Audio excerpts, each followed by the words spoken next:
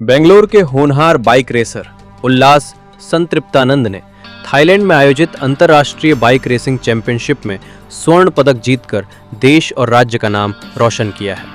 उल्लास संतृप्तानंद और लता दंपत के पुत्र हैं। बचपन से ही उन्हें बाइक रेसिंग के प्रति गहरी रुचि रही है। वर्ष 2019 में उन्होंने पहली बार चैंपियनशिप में कदम रखा और इसके बाद राष्ट्रीय व अंतर्राष्ट्रीय स्तर पर आयोजित कई प्रतियोगिताओं में भाग लेते हुए कई ट्रॉफियां जीतकर अपनी प्रतिभा साबित की है। हाल ही में वर्ष 2025 में थाईलैंड में आयोजित अंतर्राष्ट्रीय बाइक रेसिंग चैंपियनशिप में उल्लास ने अपनी अद्भुत रफ्तार और तकनीकी कौशल का प्रदर्शन करते हुए पहला स्थान हासिल किया और स्वर्ण पदक अपने नाम किया। इस उपलब्धि पर प्रतिक्रिया देते हुए उल्लास संतृप्तानंद ने कहा, बाइक रेसिंग मेरे लिए सिर्फ एक खेल नहीं बल्कि मेरा जुनून और मेरी जिंदगी है। बचपन से ही मेरा सपना रहा है कि अंतर्राष्ट्रीय मंच पर भारत और कर्नाटक का नाम रोशन करूं। इस सफलता के पीछे मेरे परिवार और उन सभी लोगों का सहयोग है जिन्होंने हर कदम पर मेरा हौसला बढ़ाया। आने वाले दिनों में और भी वैश्विक प्रतियोगिताओं में हिस्सा लेकर देश के लिए और अधिक गौरव हासिल करने का लक्ष्य है। युवाओं को संदेश देते हुए उन्होंने कहा, बिना डरे सपने देखें, गिरने के बाद फिर से उठें। अगर मेहनत और आत्मविश्वास हो तो सफलता निश्चित है। उल्लास संतृप्तानंद की इस शानदार उपलब्धि पर राज्य भर के खेल प्रेमियों, मित्रों और प्रशंसकों ने उन्हें बधाइयां और शुभकामनाएं दी हैं। ಹಾಯ್, ನನ್ನ ಹೆಸರು ಉಲ್ಲಾಸ್ ಸಂತೃಪ್ತಾನಂದ ಅಂತ. ಲಾಸ್ಟ್ 7 ಇಯರ್ಸಿಂದ ನಾನು ಪ್ರೊಫೆಷ್ನಲ್ ಮೋಟರ್ ಸೈಕಲ್ ರೇಸರ್ ಆಗಿದ್ದೀನಿ. ಸೊ ಈ ವರ್ಷ ನಂದು first international debut full season ಮಾಡಿದೆ ಥೈಲ್ಯಾಂಡಲ್ಲಿ ಪ್ರಿಕ್ ಚಾಂಪಿಯನ್ಶಿಪ್ ಅಂದು 600 ಕ್ಯಾಟಗರಿಲಿ. ಸೊ SS2 ಕ್ಯಾಟಗರಿ ಅದರಲ್ಲಿ ನಾನು ಸೆಕೆಂಡ್ ಫಸ್ಟ್ ರನ್ನರಪ್ ಆಗಿದ್ದೀನಿ. So it is very good sign that the progress is good. So next year ನನಗೆ ಟಾಪ್ ಮೋಸ್ಟ್ ಕ್ಯಾಟಗರಿಯಲ್ಲಿ 600ಅಲ್ಲಿ ಪಾರ್ಟಿಸಿಪೇಟ್ ಮಾಡಬೇಕು ಅಂತ ತುಂಬ ಆಸೆ ಇದೆ. ಮತ್ತು ಯುರೋಪ್ ಚಾಂಪಿಯನ್ಶಿಪ್ ಓಡಿಸ್ಬೇಕು ಅಂತ ತುಂಬ ಆಸೆ ಇದೆ. ಸೊ ಅದಕ್ಕೆ ಸ್ವಲ್ಪ ಸಪೋರ್ಟ್ ಬೇಕಾಗಿದೆ. ಸೊ ಅಷ್ಟೇ, like it is very good sign that where I started from and where I am being now. So ನನಗೆ ತುಂಬ ಆಸೆ ಇದೆ ವರ್ಲ್ಡ್ ಚಾಂಪಿಯನ್ಶಿಪ್ಗೆ ಹೋಗಬೇಕು ಅಂತ. ಸೊ ಅದಕ್ಕೆ ನಾನು ಯುರೋಪ್ಗೆ ಹೋಗಿ ಟ್ರೈನ್ ಮಾಡಿ ಮತ್ತು ಯುರೋಪಲ್ಲಿ ಇರಬೇಕು, ಮತ್ತು ಅವ್ರ ಜೊತೆ ರೈಡ್ ಮಾಡಬೇಕು, ಟ್ರೈನ್ ಮಾಡಬೇಕು ಎಲ್ಲಿ ಯುರೋಪಿಯನ್ಸ್ ಜೊತೆ. ಸೊ ಅವಾಗ ನಾನು ಫಾಸ್ಟ್ ಆಗ್ತೀನೋ ಮತ್ತು ಬೇಗ ಕೇಪಬಿಲಿಟಿ ಬರುತ್ತೆ, ಟೈರ್ಸ್ ನನಗೆ ಅಂಡರ್ಸ್ಟ್ಯಾಂಡ್ ಮಾಡೋಕ್ಕೆ. So it will be much more easier to me to jump into world championship. So ಆ ಮಟ್ಟಕ್ಕೆ ಹೋಗ್ಬೇಕಂದ್ರೆ ಸ್ವಲ್ಪ ಫೈನಾನ್ಷಿಯಲ್ ಸಪೋರ್ಟು ಬೇಕಾಗುತ್ತೆ ಮತ್ತು ಒಳ್ಳೆ ಟ್ರೈನಿಂಗ್ ಬೇಕಾಗುತ್ತೆ. So I am just looking forward to it. So I hope I can manage somehow to jump into world championship. So this is it. Sir, ತಮಗೆ ಈ ರೇಸಿಂಗ್ ಫೀಲ್ಡ್ಗೆ ಹೋಗ್ಬೇಕಂತ ಏನಕ್ಕೆ ಅನಿಸ್ತು ಸರ್?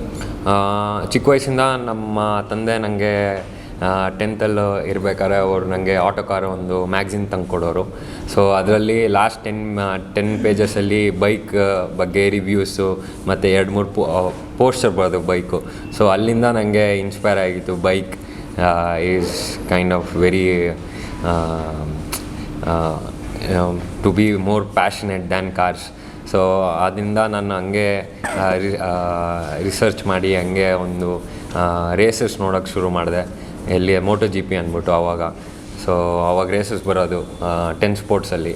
ಸೊ ಅವಾಗ ನೋಡ್ತಾ ನನಗೂ ಇನ್ಸ್ಪೈರ್ ಆಯಿತು, ನಾನು ಒಂದು ದಿವಸ ರೇಸರ್ ಆಗಬೇಕು, ಪ್ರೊಫೆಷ್ನಲಾಗಿ ರೇಸರ್ ಮಾಡಬೇಕು ಅಂತ ತುಂಬ ಆಸೆ ಆಯಿತು.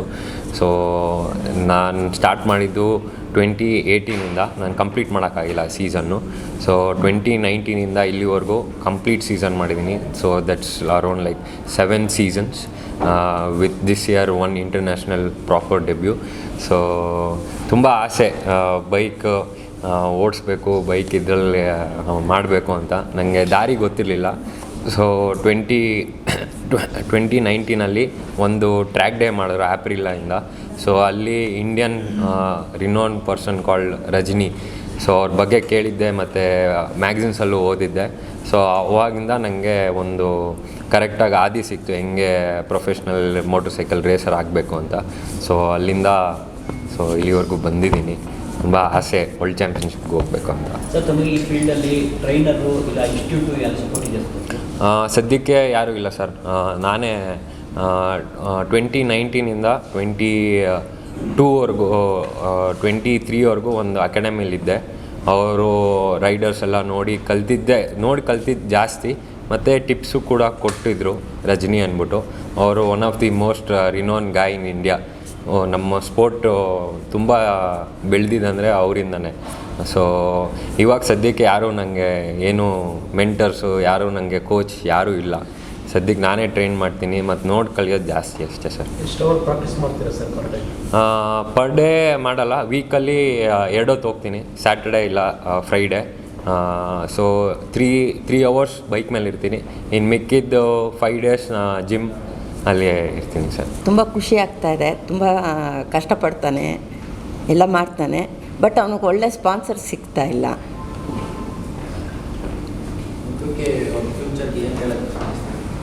ಅವನು ವರ್ಲ್ಡ್ ಚಾಂಪಿಯನ್ಗೆ ಹೋಗ್ಬೇಕಂತ ಇಷ್ಟಪಡ್ತಾ ಇದ್ದಾನೆ.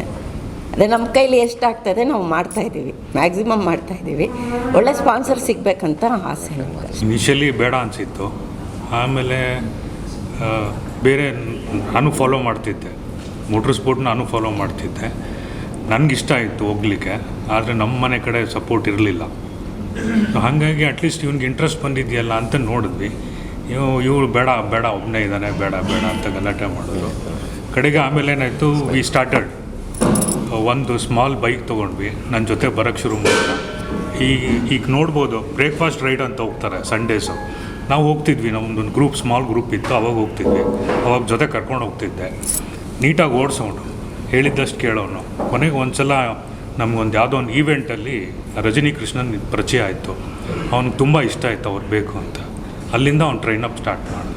ಅವ್ರು ಹೇಳ್ಕೊಟ್ರು, ಅವ್ರು ಟ್ರ್ಯಾಕಲ್ಲಿ ಕರ್ಕೊಂಡು ಹೋಗಿ ಹೇಳ್ಕೊಟ್ರು, ಎಲ್ಲ ಮಾಡಿದ್ರು. ಅವ್ರ ಜೊತೆ ತುಂಬ ವರ್ಷ ಆಯಿತು. ಅವರಿಂದನೇ ಅಷ್ಟೊಂದೆಲ್ಲ ಮೆಡಲಿದೆ. ಬಟ್ ಇದು ನಿಲ್ಲಕ್ಕಾಗಲ್ಲ, ಇದಕ್ಕಿನ್ನ ಮೇಲೆ ಹೋಗ್ತಾ ಇರಬೇಕು.